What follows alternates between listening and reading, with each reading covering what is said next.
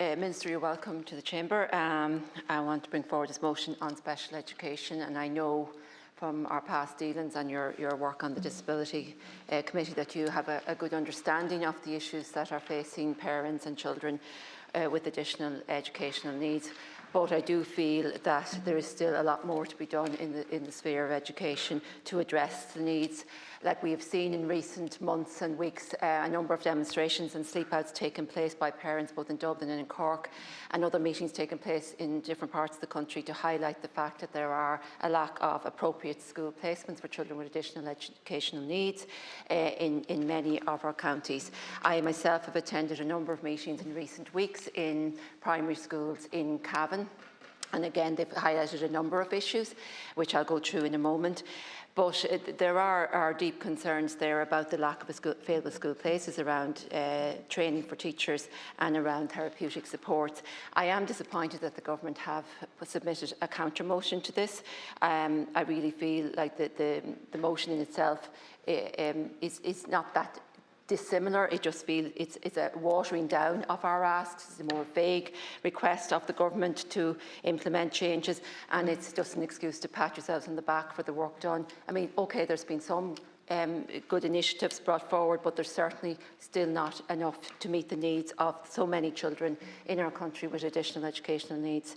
The issues that were highlighted to me was the lack of school places. So we had parents who had children in 6th class who were in an autistic unit in a primary school who still hadn't been given a school placement in a secondary school. They had applied to a number of schools and were still left not knowing whether or not there would be a suitable place for them in the community that would not only address the child's needs, but that means they wouldn't have to travel an hour to find a school placement. I suppose what the school said was that one school said they had only one student leaving this year, but next year they had 4. And it just means that there should be a lot more planning done to ensure that children going through primary school who have additional needs, who maybe are autistic and will need a suitable placement at second level, that those plans are in place. The child's in school for 8 years in primary school. There should be ample time to ensure that there's an appropriate school placement for that child at the end of those years without parents having to apply to several schools. We hear of parents sometimes having to apply to up to 30 schools. It is soul destroying for them, and being receiving a refusal after refusal, so much to the extent that NCSE had to actually get involved in some cases and go through the application processes for the parents. And like I said, it is a very, very tough process out there. One of the teachers at the school talked about the lack of training for teachers in special education needs. So they said, like, there's proper training. When teachers are going through teacher training, for example, there should be training for all teachers on how to teach, how to make sure that they include students with additional needs. That's not done.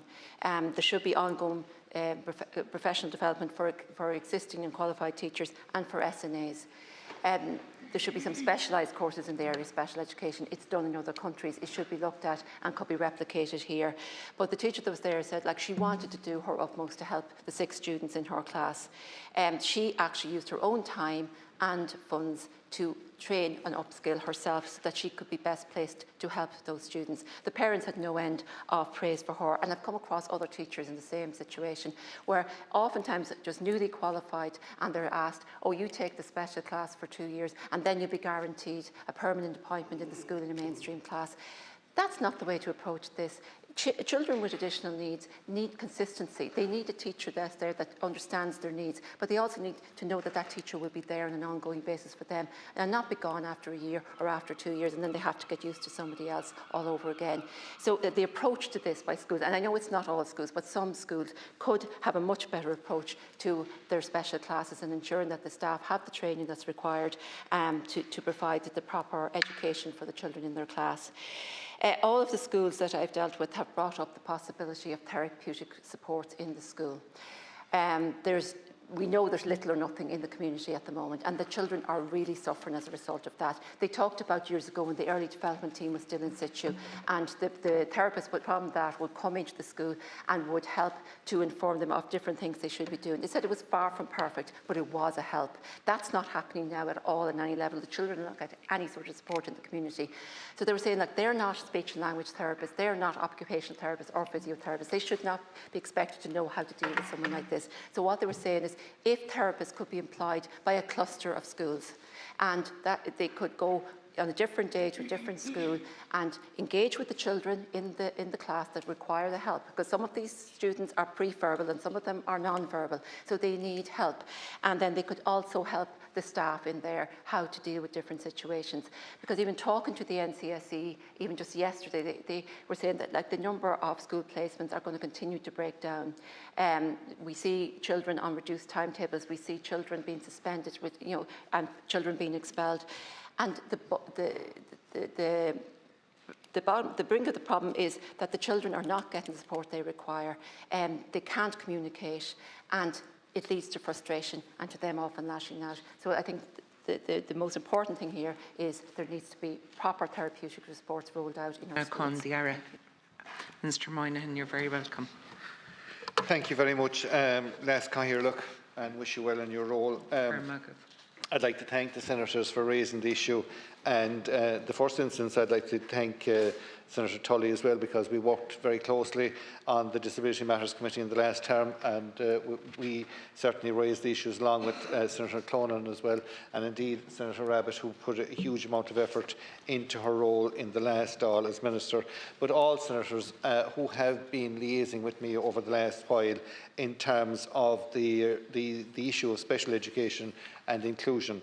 I suppose I know of all the deep interest you have in the topic and the desire that we have to support children with additional needs in their families.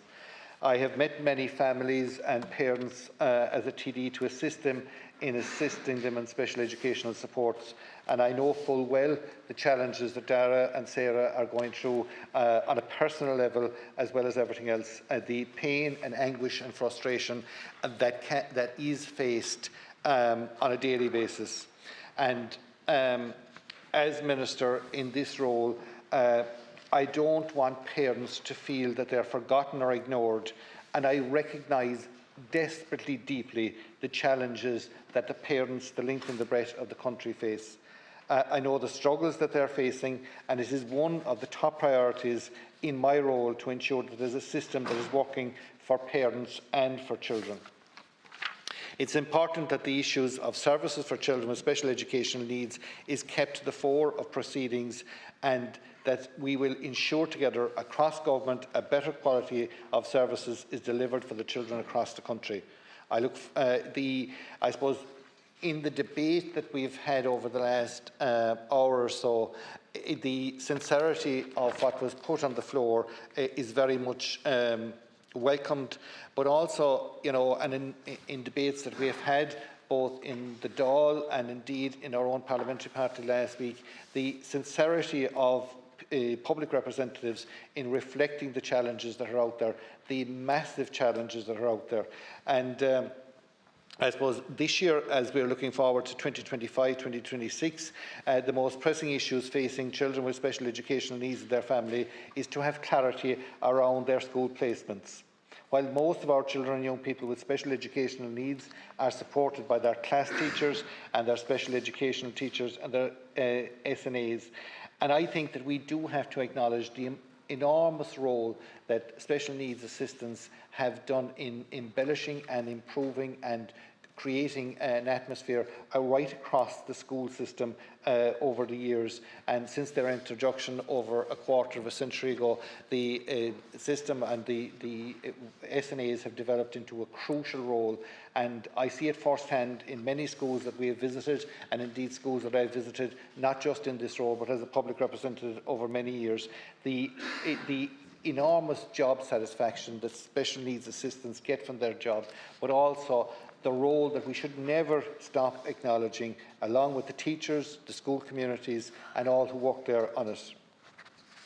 I, as Minister for Special Education, along with the Minister McEntee, we meet with the National Council for Special Education, the Chair and the Board and senior department officials to track the progress being made in providing new special classes and special school places, and we have met on a weekly basis since my appointment a number of weeks ago. And I want to assure all senators here, and more importantly the parents and the families involved, that the work is getting the utmost attention from me as Minister for Education within the Department of Education. And I suppose if I reflect back on the role in the last Dáil, and indeed over the time that I've been a public representative, you know, the job we are charged with is to make the lives of people with disabilities, their families, their communities and their carers better, and that is something that I take extremely seriously in the role that I have been given. The number of special needs classes available in our schools have doubled over the last 5 years to over 3,300 special classes, and we've established 11 new special schools, and 5 new special schools will open in the coming year. Over the last number of weeks, we have we have sanctioned 336 of the 400 special classes provided for in this coming school year. They have been sanctioned, and there is extensive work ongoing in the Department of Education and the NCSE to confirm the remaining classes over the next while. And I'm sure senators would appreciate engagement between schools and the National Council for Special Education, and the department is key to this. And the ideal situation is to progress these classes through cooperation and goodwill. It's also important to mention that though many barriers remain in getting those classes open, I'm not opposed to using the legislative levers at our disposal if needed. And we are getting close to the point that we will have to trigger the legislative proposal to get the final classes in place. I, like all of you as public representatives, we meet parents on a daily and a weekly basis, and I know full well the stress and the anxiety that parents have on them.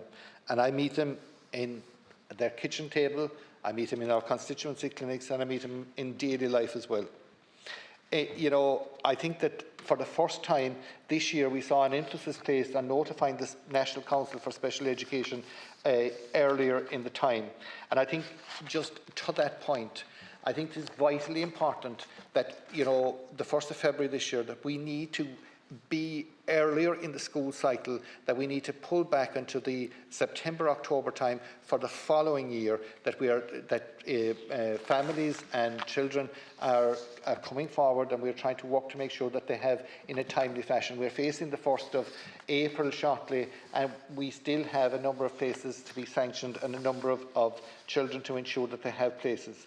But I think we'll also look at the information that's available from within the state services, from within the AIMS programme, which supports children with additional needs in the preschool, and also the information that the Department of Social Protection have in relation to domiciliary care. It's vitally important that that information is correlated, and of course the public health system, the public health nurses in the system, that information is put together in a timely fashion so that the Department of Education in forward planning has the information that's available, and that we can have the places available earlier to relieve pressure on the families. And it's not just the parents, but it's the wider families as well that have huge concerns. And, you know, grandparents and uncles and aunts and everything else, you know, their main, you know, is to do the very best for a child who has additional needs, and they are constantly looking for how can we get something better, how can we get better services for them. The Common Application System as well has been trialled this year, and I'm sure will help and relieve some of the administrative burdens by allowing parents to submit one application to many schools, but may also provide other opportunities that it involves. I'm not going to say that there are not other complexities within seeking a special education placement, but the simple fact of the matter is that children should not be in a position of being only told in June of where they're going to school the following September.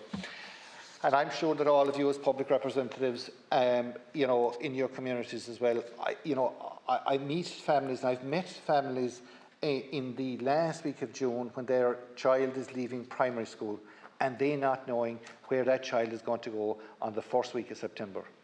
And as a public representative, you feel a sense that you are not doing enough for that family and for those people because of the need that's there. And, I remember meeting a number of parents, and the anguish, which is always a joyous day when, the school is finishing for the summer and so forth, and they not knowing where their child is going to go. That is no longer acceptable. We have to be in earlier. If a child is going through a special class in a primary school for 8 years, that information is clearly available to the department, and we must make sure that we are talking to the families and to the school authorities earlier in the year, that information just does not come available in January or February of the year that they're leaving school, that information is available for 8 years, and we know that is going to be the situation. I suppose to that end, over the last year in the budget, the special needs organisers have been increased from 65 to 120, and that is a hugely important role, because the more CNOs we have in the field, and the job of the CNO is to liaise with the families to have the information correlated and make sure that we are playing a very positive role in supporting families and schools at their local level. I am happy to work with all senators who have specific queries in relation to individual children or specific schools in relation to special education. The Department of Education and the NCSE would be happy to provide updates on any particular queries. And I suppose, whilst we have a lot to do, over the last number of years, a lot has been achieved. Since 2020, the number of special classes in schools will have grown significantly from just over 1,800 in 2020 to 3,700 by the end of this year. At the same time, 16 special schools will have been established. And it is important that all these 4 special schools are opened. We haven't opened special schools for a long number of years because we were mainstreaming, and I remember back as chair of the Education Committee back in over 20 years ago, they were talking about mainstreaming education, but there is a hugely important place for the special schools, and we have to look at the challenges that are being faced right across the country. Members mentioned in relation to Leitrim, in relation to Cork, and in relation to Dublin, and right across the country in relation to the special schools. I suppose we have to acknowledge that 97% of all children attending school today, including the majority of children with additional needs, are within mainstream. But it would be remiss of me not to say that we have to, because if you visit a special school, you see the complexity of the needs of the children, both medical and behaviour, a huge amount of complexities that are there, and we have to make sure. The mention was made in relation to the school, the transport costs. The special schools in specific locations, Senator Flaherty mentioned about going from Leitrim to Longford. We have to have special schools within their own communities as well, because the school transport, over 50% of school transport money at the moment is being spent in special education, and I believe that would be better spent if we had more schools within local communities rather than expecting children to leave home at 7:30 or 8 o'clock in the morning and not get back until 5 or 6 o'clock in the evening on a bus.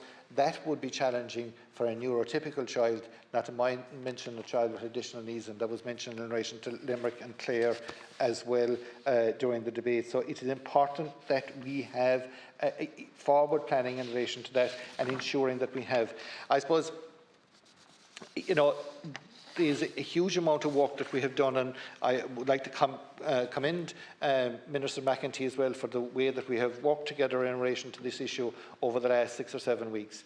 And we are going to continue to do so, because I firmly believe that we have a huge volume of work to do.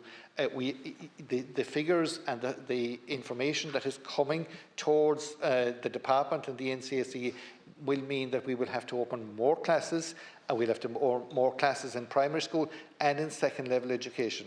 And whilst I compliment and I thank all the school authorities that have been to the fore in embracing this development, there are schools as well that need to do more in relation to embracing special education. And you know, some of the schools that when they have a special class in it, the engagement or the way that their school community has blossomed because of that special class, because kids within them, within the mainstream school and the special class, how they have come together in it. But as well as that, I think, like, you know, we have to deal with the infrastructure that's there. We have to build upon the infrastructure that's there, and we have to make sure that we have places for children earlier in the school cycle. But we also have to stop the practice of having these school places for special schools, you know, at the end of a complex. It needs to be out front. We need to be proud and bold and show that that our people that are attending special schools are a hugely important part of our society, and that we embrace them and that we welcome them, because in some of the schools that are within the centres of the towns or the villages, the interaction between between the mainstream schools, be they second level or primary schools, it builds upon a better society. But also when they are travelling through the town or the village, you know, it is all-encompassing and it's a welcome and development. So I thank Sinn Féin for the motion. I am deeply committed to the special education. I thank all colleagues in the Seanad for their contributions. I know that they are genuine and heartfelt, and I want to work with each and every one of you so that we can make the system better for the children, their parents, their carers and their communities. Senator Tully, you have 5 minutes. Thank you. Thank you, Minister, and I want to just thank all the members who spoke on the motion. And I also want to acknowledge Sarah and Dara in the gallery, and hope that an appropriate school placement for your son Freddie is identified without delay. Minister, our population is increasing quite quickly. So with that, obviously, the percentage of individuals with disabilities is increasing. And in particular, the prevalence of autism, we know it's going to rise. It's anticipated it is 4.3% of the population. So we're going to see a lot more people requiring support. Now, I want to acknowledge a lot of autistic children attend mainstream school and need little or no support, but some will do. But I think you're referring to education and inclusive education, and I do think we need to look at a more inclusive education form. I know there is a need for special schools for those with much more complex disabilities. But I do think parents might agree to send their child to a mainstream school if they could be assured that the supports that the child needs are going to be present in the school. A lot of parents, in absolutely no way, my child wouldn't survive in a mainstream school because they have a vision of a mainstream school without the proper support, and it is the case in some instances. But I thought for many years in a school, it was a mainstream school. I thought autistic children, I thought children with Down syndrome, I thought children with mild and moderate learning difficulties, and I thought children with physical disabilities. And it was a very inclusive space, and it benefited all of the children in the school because they were all mixed and they all accepted each other for their differences and so forth. So I think the NCSE and the department and us all, we need to look at that going forward, because with the increase in the number of students who may have additional needs, we need to make sure that they can be educated with their siblings in their own community, but get an appropriate education in that sphere. I want to commend the NCSE for the work that they're doing, and the fact that they have increased the number of seniors is really, really welcome, because the seniors were overloaded with work. They didn't know the students they were dealing with. They couldn't, because they had too many to know, and they are committed to getting to know all of the students and ensuring that then they can be placed in an appropriate school setting based on that. But again, I would say, you say yourself and Minister McEntee are working and your department with the NCSE, and that's to be welcome, because that has to be seen seem to be done on an ongoing basis, again, to ensure everyone gets the place that they need. I think, though, the key comes back to therapies, and the fact that the therapies are not being provided in the community is having a devastating effect on children and their ability to learn. We had therapists in our special schools. They were withdrawn about 5 years ago. We're now looking at a pilot programme to put them back in. I'm not sure why we need a pilot programme to put therapists back into special schools when they used to be in special schools, but we can't just put therapists into special schools. Otherwise, parents, because they're not getting the support in the community, will all want their children to attend the special schools so that they can avail of the much needed therapies.